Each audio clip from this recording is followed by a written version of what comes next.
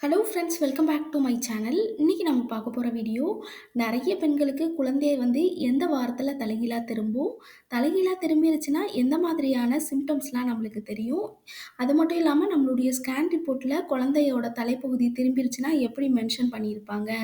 என்னென்ன எக்ஸர்சைஸ்லாம் நம்ம பண்ணணும்? குழந்தை தலைகீழா திரும்ப. அத பத்தி தான் இந்த வீடியோல நம்ம பார்க்க போறோம். வீடியோவ ஸ்கிப் பண்ணாம முழுசா பாருங்க. அப்பதான் உங்களால எல்லாத்தையும் தெரிஞ்சுக்க முடியும். நம்மளோட சேனல முதல் முறையா பார்க்குறவங்களா இருந்தீங்கன்னா, சப்ஸ்கிரைப் பண்ணிட்டு பாருங்க. நார்மலா ஒரு ஆவரேஜா நம்ம பார்த்தோம்னா, 28வது வாரத்தில இருந்து 32வது வாரத்தில குழந்தை தலைகீழா திரும்பும். அல்லது 36 வாரங்கள் வரைக்குமே குழந்தை தலைகீழா திரும்புறதுக்கான டைம் எடுத்துக்கொள்ளும்னு சொல்லுவாங்க. ஒரு சில பெண்களுக்கு மட்டும் 5வது மாதத்திலேயே குழந்தை தலைகீழா திரும்பியிருக்கும்.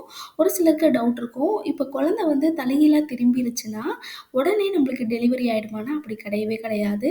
அதுக்கடுத்து நெறையா ப்ராசஸ் இருக்கு. அடுத்து தான் குழந்தை இடுப்பெலும்புக்குள்ள கொஞ்சம் கொஞ்சமா நகர ஆரம்பிக்கும். உங்களுக்கு 5 மாதத்திலேயே குழந்தை தலைகீழா திரும்பி இருந்தாலும், அதுக்கான டைம் வந்தா மட்டும் தான் நம்மளுக்கு டெலிவரி ஆகும். இப்ப ஒரு சிலருக்கு 33வது வாரமா இருக்கலாம், அல்லது 34வது வாரமா இருக்கலாம். ஆனா, அவங்களுக்கு குழந்தை தலைகீழா திரும்பி இருக்காது. என்ன மாதிரியான சிம்ப்டம்ஸ்லாம் இருந்ததுன்னா, நம்மளுக்கு குழந்தை தலைகீழா திரும்பி இருக்கு? என்ன மாதிரியான எக்ஸர்சைஸ்லாம் நம்மளுக்கு பண்ணுனா, நமக்கு குழந்தை தலைகீழா திரும்புங்கிறத நம்ம இப்ப பார்க்கலாம். நார்மலா உங்களுக்கு யூரின் ரொம்ப அடிக்கடி வருது அப்படின்னா, உங்களுக்கு குழந்தை தலைகீழா திரும்புறதுக்கு நெறைய வாய்ப்பு இருக்கு. என்ன காரணம்னா, குழந்தையோட தலைப்பகுதி நம்மளுடைய சிறுநீர் பைய அழுத்திக்கிட்டே இருக்கும். அதனால யூரின் ரொம்ப அடிக்கடி போகும்னு சொல்லுவாங்க. நெக்ஸ்ட் நம்ம பார்த்தோம்னா, ஒவ்வொரு தடவையும் ஒரு கீழ உட்கார்ந்து எந்திரிக்கும் பொழுது, நம்மளுக்கு குழந்தையோட தலைப்பகுதி கீழ இருக்கிறத நம்மளால ரொம்ப ஃபீல் பண்ண முடியும். அ ஏன்னா, ஒரு சில பெண்களுக்கு அந்த அ அங்க ரொம்ப வெயிட்டா இருக்கிற மாதிரி கூட ஒரு ஃபீல் ஆகும்ன்னு சொல்லுவாங்க. நெக்ஸ்ட் நம்ம பார்த்தோம்னா, குழந்தையோட அசைவு குழந்தை அந்த மூவ்மெண்ட் ரொம்ப கம்மியா இருக்கும். அப்படி இருந்தா கூட அந்த இடத்துல ரொம்ப ஃபீல் பண்ற மாதிரி, அதாவது உங்களுடைய பிறப்புறு பகுதிக்கு மேல் பகுதியில அசைவு ரொம்ப இருக்கிற மாதிரி நீங்க ஃபீல் பண்ணுவீங்க. நெக்ஸ்ட் நம்ம பார்த்தோம்னா, மேல் வயிறு ரொம்ப வெயிட் கம்மியாவும், கீழ் வயிறு ரொம்ப வெயிட் கொஞ்சம் ரொம்ப வயிறு கீழ இறங்குன மாதிரியும் இருந்ததுனா கூட குழந்தை தலைகீழா திரும்பிருச்சுன்னு அர்த்தம். இத விட நம்மளுக்கு 100% நம்மளால குழந்தை தலைகீழா திரும்பியிருக்குன்னா, நம்மளுடைய ஸ்கேன் ரிப்போர்ட்டு, அதாவது நார்மலா 7வது மாசத்திலேயே நம்மளுக்கு ஒரு ஸ்கேன் நம்ம பார்ப்போம். இத தவிர 8வது மாதத்திலயும் நம்ம ஸ்கேன் பார்ப்போம். 28வது வாரத்திலயோ, 29வது வாரத்திலயோ, 30வது வாரத்திலயோ, 31வது வாரத்திலயோ, அல்லது 32, 33, 34 கண்டிப்பா இந்த 1 வாரங்கள்ல கண்டிப்பா ஸ்கேன் பார்ப்பாங்க.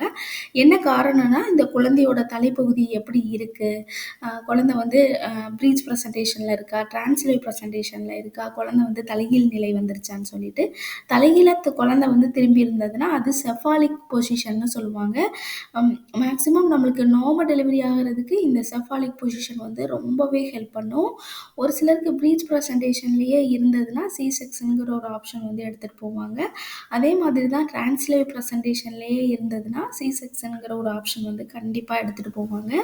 ஸோ, நம்மளுக்கு செஃபாலிக் பொசிஷன் இருந்ததுன்னா, நீங்க 100% நம்பி நம்மளுக்கு கண்டிப்பா நார்மல் டெலிவரி தான் ஆகுங்கிறத ஈஸியாவே நீங்க ஐடென்டிஃபை பண்ணிறலாம்.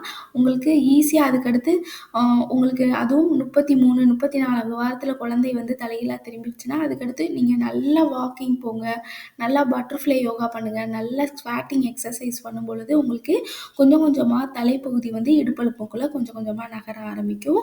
அந்த நேரத்தில நம்மளுக்கு பிறப்புறுப்புல அதிகமான வலி, தொடைப்பகுதியில அதிகமான வலி, இந்த மாதிரிலாம் ஏற்படும். அது மட்டும் இல்லாம ஒரு சில பெண்களுக்கு அந்த வயிற்று பகுதி ரொம்ப கீழ இறங்குன மாதிரியும் ஃபீலா இருக்கும். இதெல்லாம் குழந்தை தலைகீழா திரும்பிருச்சுன்னா, இந்த மாதிரியான சிம்ப்டம்ஸ்லாம் இருக்கும்.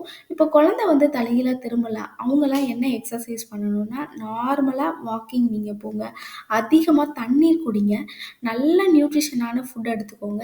உங்கள டாக்டர கன்சல்ட் பண்ணிட்டு பட்டர்ஃப்ளை யோகாவோ, ஸ்குவாட்டிங் எக்ஸர்சைஸோ நீங்க டாக்டர கன்சல்ட் பண்ணிட்டு நீங்க பண்ணலாம். கன்சல்ட் பண்ணிட்டு தான் பண்ணணும். நார்மலா வாக்கிங் நீங்க எப்பனாலும் நீங்க போங்க. குழந்தை கூட பேசிக்கிட்டே இருங்க. குழந்தை தலைகீழா திரும்பிரு, அ அப்பதான் அம்மாவுக்கு நான் ஈஸியா இருக்கும், நான் ஈஸியா டெலிவரி ஆகும்னு இப்படி நீங்க சொல்லிக்கிட்டே இருக்கும்போது, ஈஸியா குழந்தை தலைகீழா திரும்பிரும்னு சொல்லுவாங்க. ஓகே ஃப்ரெண்ட்ஸ், இந்த வீடியோ உங்களுக்கு ரொம்பவே யூஸ்ஃபுல்லா இருக்குன்னு நெனைக்கிறேன். இந்த வீடியோ பிடிச்சிருந்ததுன்னா லைக் பண்ணுங்க, ஷேர் பண்ணுங்க, கமெண்ட் பண்ணுங்க. மறக்காம சப்ஸ்கிரைப் பண்ணிடுங்க.